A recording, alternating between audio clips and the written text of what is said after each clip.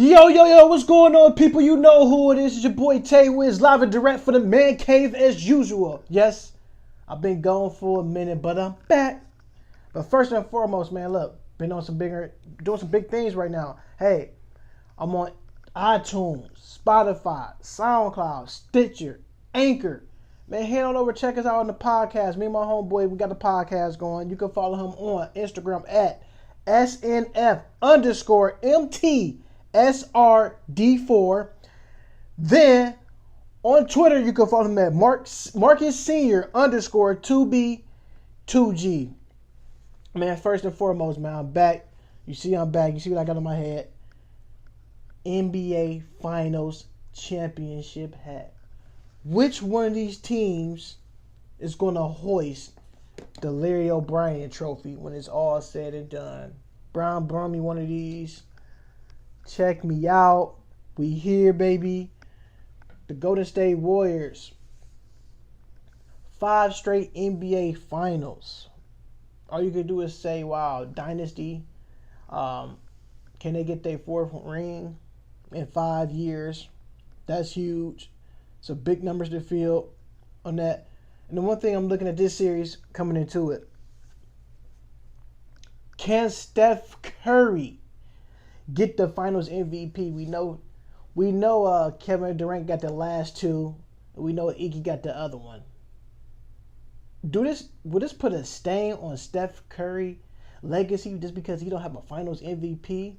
I'm going to say no, because that's all hogwash. At the end of the day, man, arguably probably the best pure scorer in the league. He's not the strongest, but he can get to that cup.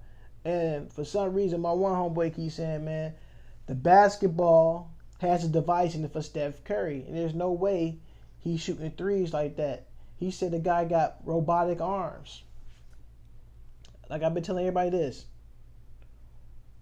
When you got a relative or a dad, uncle, or I'm going to say auntie that played for the WNBA or the NBA, and when you play with that certain ball for so long, it's nothing but repetition. It's muscle memory.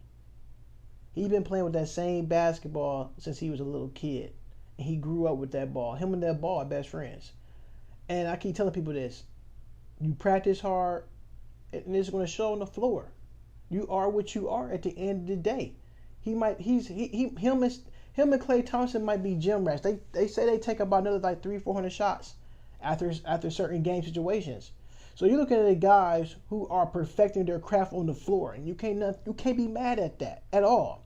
Like I said, 5 straight NBA Finals appearances, and they have 3 rings to show for it. Can they get the 4th one?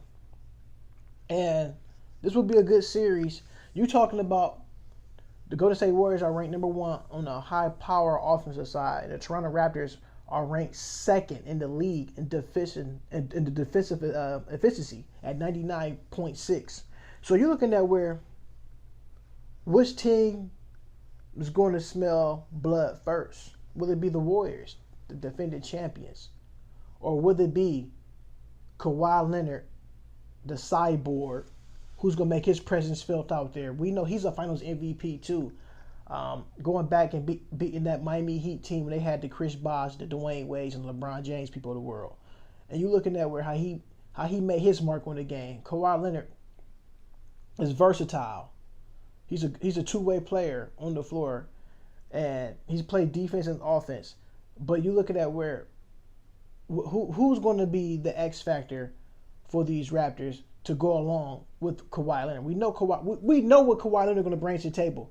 Who else going to be that second guy, that third guy, either that 4th guy that's going to show up? Just because I'm saying this, we know Kyle Lowry, majority of the time, sometimes he can fade away, and sometimes he don't answer the call. In the last couple playoff games in that Milwaukee series, I thought he had an okay series right there to make his presence feel. Now, the reason I'm saying Kyle Lowry could be a major X factor, if Kyle Lowry can give me 20 points and 7 assists to go along with 2 steals just to make the game competable on that side, when he's on the floor with Steph Curry, because we know Steph Curry can go for 40 any minute. These guys for the Golden State Warriors can rip off 10 threes within 3 minutes. How would Nick Nurse draw up a defensive plan to stop these guys on that end of the floor? I think they got the tools to do it. You know, a lot of people are writing the Toronto Raptors off. You know, you're looking at certain stations, people are saying, give them the Warriors in 5. That's a gentleman's sweep. Some people are saying Warriors in 6. Some people are saying Warriors in 4. Some people are saying Warriors in 7. It's crazy. Everybody picking the Warriors to win the series. And it depends on this. If the Warriors, we already know the Warriors are playing shorthanded. So far right now, Boogie Cousins is questionable for game 1. Been out for a while since hurting his quad. Then you got 2. You got Kevin Durant, who is also traveling with the team, but he's out for game 1. Now, the whole thing is, nobody's not talking about Iggy and his injury. I think Iggy's going to give it a go tonight on these NBA Finals. Another guy who's a two-way player. He can score, but he don't score in bunches, but he will shut you down on defense, which is great for Steve Kerr. Speaking of Steve Kerr, and you're looking at Steve Kerr, he has a 75% winning percentage in the playoffs. He is 75-24 in the playoffs right now, and that's including everything, NBA Finals and all that. And we know Steve Kerr been there before. We know he won a championship with the Chicago Bulls. We know he won one with the Spurs. But now he got his own and his team with the Golden State Warriors. So this man knows how to prepare his team day in and day out in the championship round. Just not only championship rounds, playoff rounds, and regular season. You know, a lot of teams get bored in the regular season when they come around this time. They know they just want to hurry up and get there, get to that moment, get to that point. And Steph Curry said this about him about to be in the finals MVP. He's not playing for final MVPs. He's playing for the rings. But that all sounds good because it's for the media. Deep down inside, he feel like he should at least have 2 of them finals MVPs. Because I feel like he should have 2 of them. I feel like the one that Andre Iguodala got, that should have been Steph's. And I thought the year before last should have been Steph's as well, too, because Steph actually played a key piece of that situation. I think whoever's guarding, to me, I always say LeBron James in the NBA Finals, they always get the MVP. That's how it is. That's how it's going to be. But let's kick this off to another gear about these NBA Finals. So we know in the regular season, we know the Toronto Raptors swept the Golden State Warriors. I think one game, Kevin Durant scored 51 points. The Raptors won. One game, the Kawhi Leonard didn't play. Kyle Lowry had a huge game, and Raptors won. We know in one of those games, the Warriors were shorthanded, missing a couple of players. But let's fast forward now. NBA Finals game 1 tonight. So you're looking at regular season, what these teams do in the regular season against their opponents. Golden State Warriors average 117 points per game. That's not bad. It's one of the high-power scoring teams in the league. You're looking at the Toronto Raptors, who's also scoring 114 points per game. We know the NBA Finals scoring come down a little bit. I'm looking at this game probably tonight. I'm going to say this game might stick around probably like a 98, 99 type finish. Both the Golden State Warriors average 46 rebounds per game, while the Raptors average 45. 29 assists for the Golden State Warriors, with the Raptors coming in at 25. These teams are pretty much almost identical stat-wise. You look at steals, the Raptors are pretty good on the open floor when it comes to steals, averaging 8.3, while the Golden State Warriors is averaging 7.6. Blocks, the Raptors get that at 5.3. That could be huge, too, as well for that team. And you're looking at the Golden State Warriors, just do 6.4 blocks per game in the regular season. So you're looking at both teams get after it on the defensive end. Which team going to show up first? Which team going to put that lockdown? Which team, like I said before earlier, who's going to smell blood to get it going? Turnovers and violations, you're looking at the Raptors with 14, and so is the Golden State Warriors. Both teams can be careless with the balls at point, but when they do make you turn the ball over, you will pay on both ends. Field goal percentage is pretty much just a little bit different. The Raptors 47, the Warriors 49. Field goal 3-point percentage field goal which was kind of shocking. I thought the Warriors would be a little bit higher and the Raptors would be a little bit lower than what they are. Look at the Toronto Raptors actually coming into this series shooting 37% from the three-point line. You look at the Golden State Warriors, who also shooting 38%. So that's no difference there. Free throw percent, the free throws is flat. They both at 80%. And you're looking at Kawhi Leonard averaging 26 points per game and shooting 49% from the field. Dude is barely missing, and the same as Steph, averaging 27 points per game with 47% field goal. Key factors. When the Raptors was winning this series, I thought a major person contributed to this is OG Anunoby, which is considered questionable, been upgraded to questionable for Game 1 tonight. I feel like if they get another score out there and somebody is long and athletic, I think the Raptors have a chance. And everybody keep forgetting that he hasn't played at all in these playoffs. So you get another piece like that back to go along with Siakam, a Leonard, a Kyle Lowry. Other things will open up for Kyle Lowry because those the three guys I mentioned before him, Kawhi Leonard and Siakam and OG Anunoby, they can create their own shots. Now, X factor, like I said, is Kyle Lowry. The other X factor to me, I'm gonna give you 3 for each team. The other X factor to me, I want to say this, and he needs to show up. I'm looking for Serge Ibaka to make his presence felt at home. Like I said, when you at home, it's different. The food tastes better. The bed is better because you get a good night rest. Everything is better, even the fresh air. The whole vibe and the move is different. And you're looking at where this team can jump on the Warriors first, especially if you don't get no Boogie tonight, because he's questionable. Then if you get no Kevin Durant, if you have to win. This is the first time that the Golden State Warriors had to travel. Not only travel, now they got to travel to Toronto. Now you got to go through customs. Now you know customs are Raptors fans. They want to see their team win. They're going to do anything. They're going to hold this team up. Every time they come back, they're going to make it an issue. All this type of stuff. The whole thing of this series is the Raptors got 2 games at home. The first 2 at home. Can they make the Warriors pay? That's what you want to see for a team like that. Even though you're looking at that, a questionable upgrade for OG Anunoby. Now, say if he do play, man, everything changed. Golden State can't play certain guys if they want to in the other rounds because now the other team gonna get up and run now too. But that was the other X factor. So I gave you one: Kawhi Leonard, Serge Ibaka. If OG Anunoby come back, that'd be your third X factor. Say if he don't come back, I need another player like a Fred VanVleet to step up or Norman Powell. You need one of those guys to step up to fill that third slot for another scorer in case Kyle Lowry go cold. I think Kyle Lowry going to come out and have an awesome game tonight. Switching everything over to the Golden State Warriors for this finals. Like I said, 5 straight NBA finals. They going for their 4th title.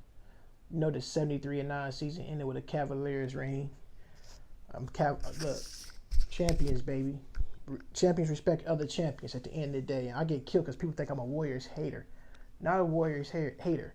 When your team is in the NBA Finals playing against your favorite team or your hometown team, which is my hometown team, is the Cleveland Cavaliers, you're supposed to hate that team. You're supposed to hate that team.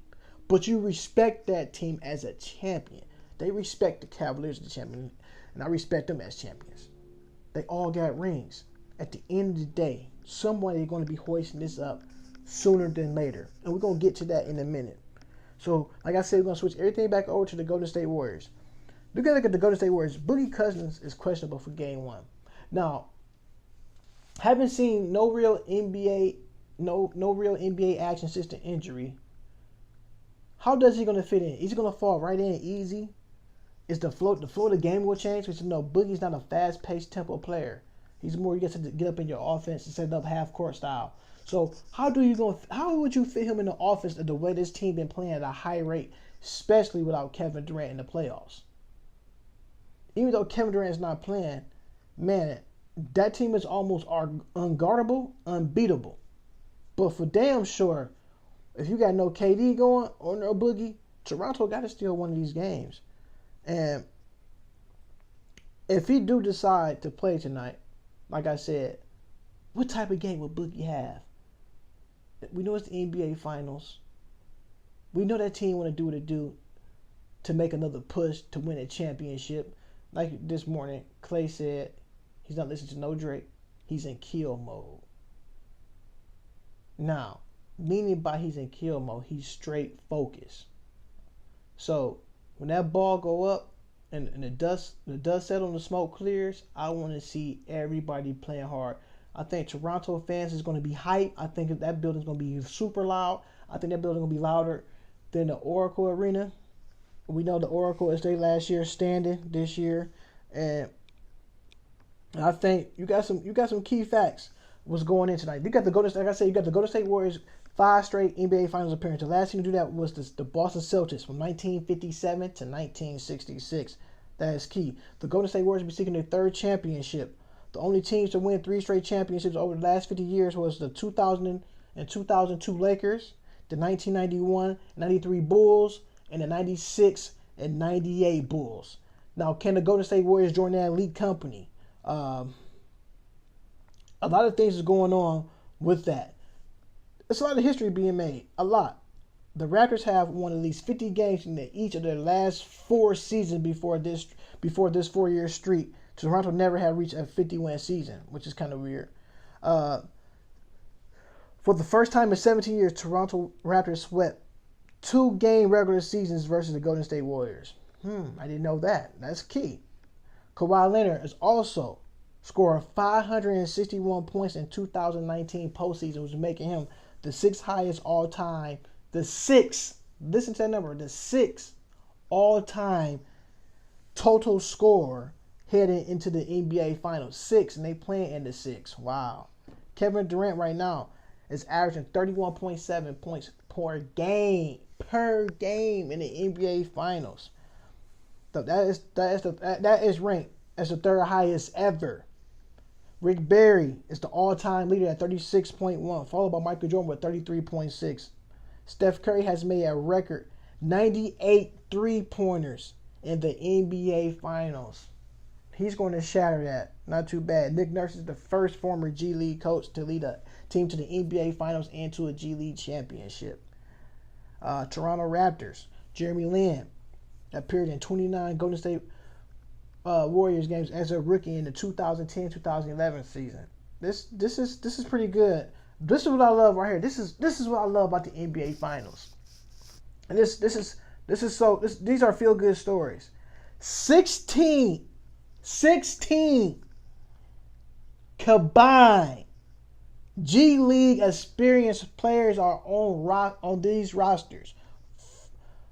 Chris Boucher, Danny Green, Jeremy Lin, Patrick McCall, Malcolm Miller, Eric Moreland, Norman Powell, Pascal Siakam, Fred VanVleet. That's all for the Raptors. Golden State Warriors got Jordan Bell, Quinn Cook, Jacob Evans, Damian Jones, Sean Livingston, Kevon Looney, and Alfonso McKinney. I love that. That is sweet because those players work their tail off to get where they are going. And kudos to the G League for taking over like that and showing the people that, hey, if these kids work hard enough, these young men, I'm not going to call them kids, to me that's disrespectful. If these young men work hard at what they do at their craft, it will pay off. Look, NBA Finals. We got that out the way. I'm going to pick a winner for Game 1 tonight. I'm looking for the Raptors to steal Game 1 at home to win this Game 1 by 5 points. I'm going to say the final score be 105-100 would be the final score. I'm going with like I said, going with the Toronto Raptors to win Game 1 at home. Now, listen to this. We know NBA Finals. We know it's the NBA Finals, but I want to kick it off to NBA free agency. They bumped it down. They bumped it down from July 1st to June 30th at 6 p.m. I thought it was kind of interesting because why would you want to start free agency July 1st at midnight where you can actually start it a day before or the day after at a reasonable business time at 6 o'clock, because it'd be 6 o'clock in the East Coast, but it'd be 3 o'clock in the afternoon in the West. I thought that would give a time for players to meet the owners at a reasonable time to go out and have lunch here on the West Coast. I mean, they're on the West Coast, or here on the East Coast where you can have dinner. I thought it'd be more interesting, it'd be more intriguing. I thought it'd be better for the ratings too, because people would tune in to the sports news channels and see what's going on. People surf for this stuff. I think the NBA free agency is probably my second favorite thing about the NBA. First, of course, is the NBA Finals. Second is the free agency. I'm gonna say third would be All-Star Weekend. And you're looking at what's going to happen, what's going to unfold in this. Now, Houston Rockets GM come out and say, hey, everybody is tradable except for James Harden. Who would you trade Chris Paul to? He has a big contract. Who's going to take on Chris Paul's contract? He's 34 years old right now. Who's going to take on that type of contract? Clint Capella was a no-show against the Golden State Warriors in his semis. So, who's going to take on that? You got PJ Tucker, all these guys, Eric Gordon. Now, I always thought that the Houston Rockets should went after DeAndre Jordan first before the Dallas Mavericks did. Thought it'd be a better look. DeAndre Jordan is more of a rim protector. He can go down low, block shots. I didn't get none of that from Clint Capella in that round. Playing soft, scared to put shots back up on offensive rebounds, get the ball, look puzzled. It was unbelievable. You can't win like that. Looking at, like I said, Chris Paul, that contract is huge. Who would you ship Eric Gordon to? If I were the Lakers, Lakers need all types of help. Everybody need help. The Charlotte Hornets, if they lose Kemba Walker, do Michael Jordan make a sign and trade deal with the Houston Rockets to bring Chris Paul back home? Maybe Chris Paul can attract some players to come play for the Charlotte Hornets. Anything is possible. Where Carmelo Anthony is going to land? He hasn't played a game since it's been a while, about 7 months or 6 months. He hasn't played a meaningful game. So where he land at? The Lakers turmoil. All this stuff is going down.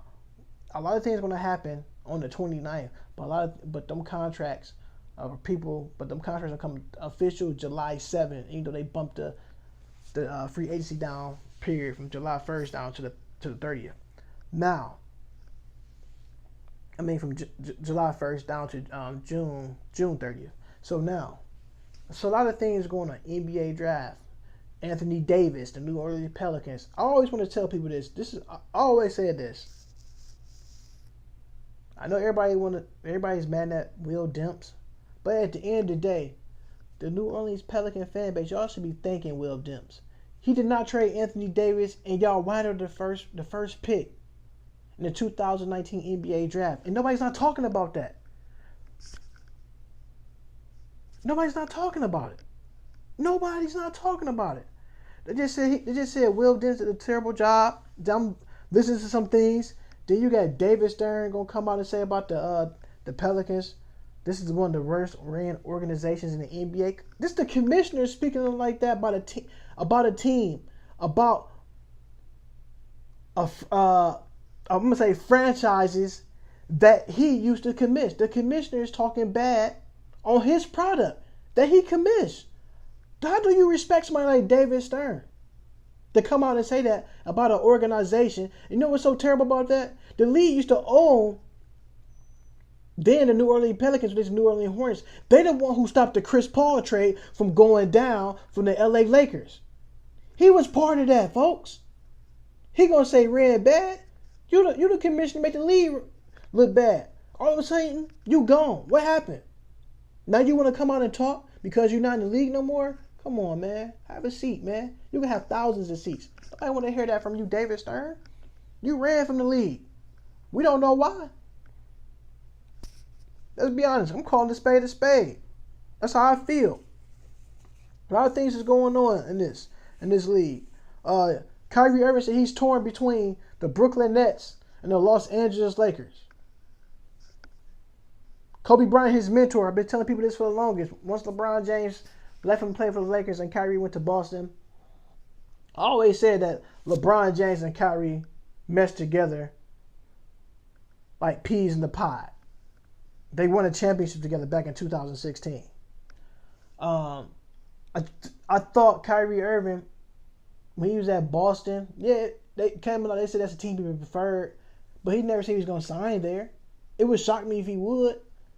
But say if he do play for the Lakers with LeBron, will that be enough to get like a Kawhi Leonard, a Jimmy Butler, an Anthony Davis? So those are the names that you hear. Other names I'm going to throw out to you that probably make perfect sense to me. If they can't get that type of player, but I feel like a player in need that can help fill that void. Who else a free agent? Just say they do get, and Anthony Davis still prefer to go to the Lakers no matter what. I believe David Griffin is going to trade him to a team that benefits for him and what pieces he can get back so the New Orleans Pelicans can win immediately. David Griffin is probably one of the best GMs that I have seen probably in the last 10 years of watching NBA basketball, just putting teams together. And I'm not going to go to say Warriors GM because they know what they're doing over there too, over there in Oakland. But from that standpoint, they're going to trade him to the team that give them the best offer. Now, for the Lakers, if they want to I can see the Lakers went out with players like this. Nobody's not talking about. Maybe they get a Chris Middleton. Who knows? Maybe go after a Thaddeus Young. Just throwing names out there. A Thaddeus Young. A Boban Bogdanovic for the Indiana Pacers. LeBron just needs some knockdown shooters.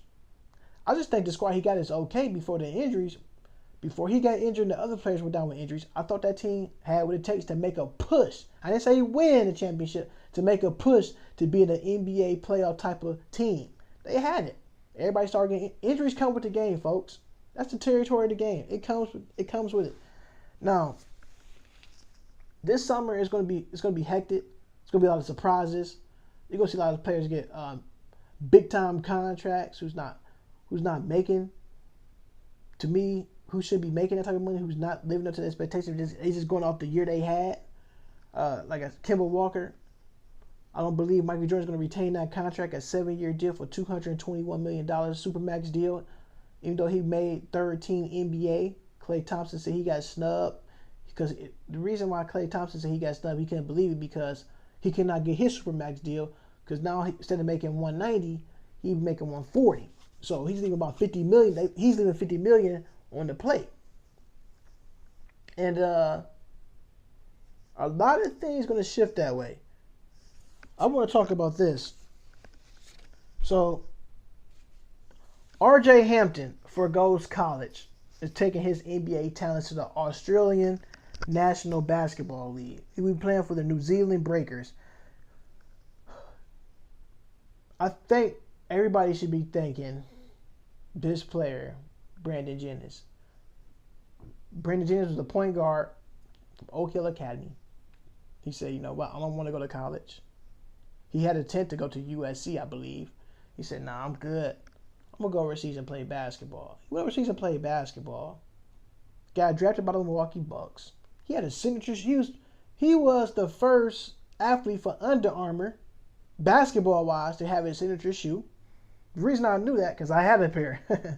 Hey, shout out to Foot Locker for giving those out for free, man. Appreciate you guys when I was working there back in the day. It's a nice shoe. He set the barrier. He set the tone. And the reason I brought this up because you talk about a 17, 18-year-old kid making a decision on his own, becoming a man. He's going to play in a whole new country, a different culture. The food is different, all that stuff. But for him to make a choice like that, it has to be worth it. He's going to get paid.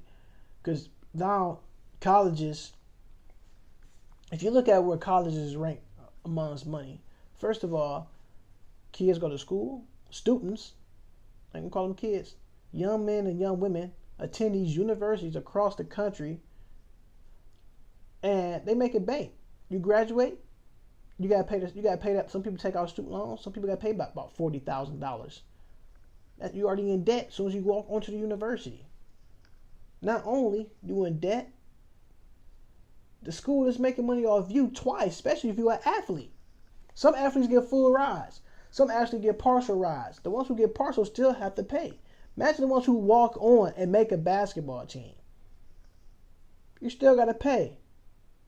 They're making all this money, but a kid can't take a free sandwich from Chick-fil-A.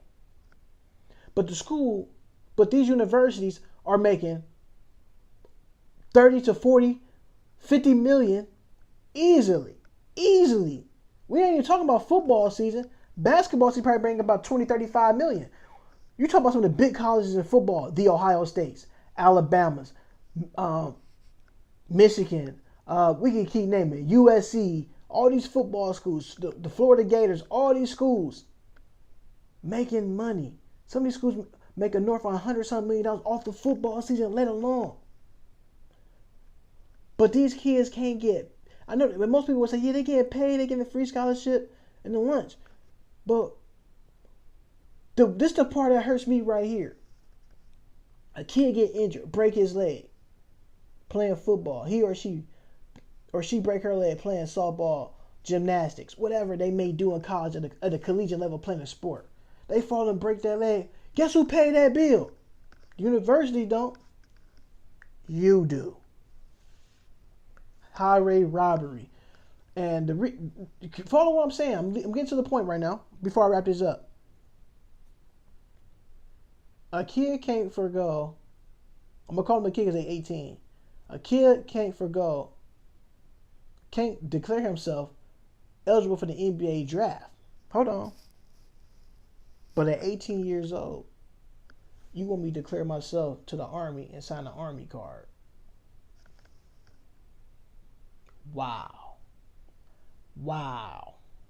Are you kidding me? In my Reggie Miller voice. Are you kidding me? I can't declare myself. He or she can't declare themselves to play in the NBA or the WNBA. But you want him or her to declare themselves to play, to become eligible to fight for the country. You don't have no choice, people. You have to sign that card. Anyway, by any means necessary. Remember, people gotta eat too. If you feel like you're talented enough to showcase your talent on that level, take it there. Take it there. Don't tell me what I can and cannot do. Telling me I can't go there, but you tell me I gotta go here and sign up for this. That's not right. That is not right. People have rights to do what they want to do. And before I end that off,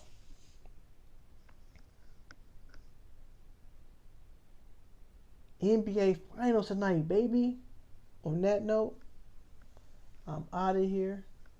After Hours Live from the Man Cave. It's your host, Tay Wiggs. You can check my homeboy out as well, Mark Sr.